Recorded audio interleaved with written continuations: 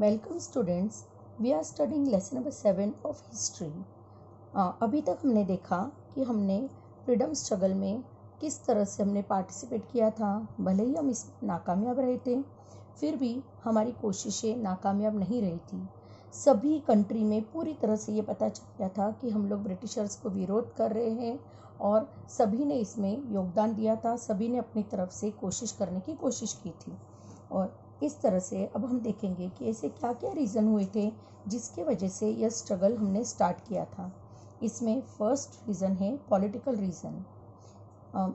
बहुत अब तक हमने ये देखा कि ब्रिटिशर्स ने हमारे ऊपर बहुत ज़्यादा अन्याय शुरू कर दिया था।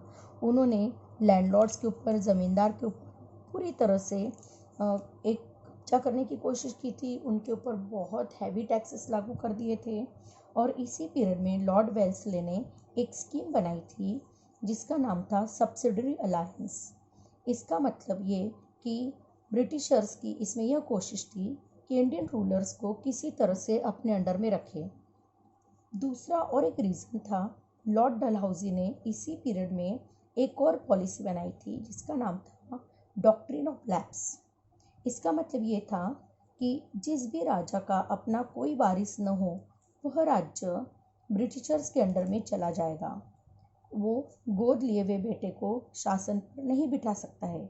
इस अंडर में पंजाब, सिक्किम, सतारा, जयपुर आदि राज्य ब्रिटिशर्स के अंडर में गए थे। इस पीरियड में और एक बात हुई थी, लॉर्ड मैक्यूले ने एजुकेशन पॉलिसी के थ्रू इंडियन कल्चर पर अटैक किया था। उनका एम था कि सभी को ब्रिटिश रूल के प्रति रिस्पेक्ट हो, सभी को इंग्लिश लैंग्वेज आए। उन्होंने उस समय वहाँ पर हर जगह की अपनी बोली भाषा पर कोई भी बातचीत न हो और सारी बातचीत, आदान प्रदान जो भी हो वह इंग्लिश में हो, ऐसा उनका मेन इंटेंशन था।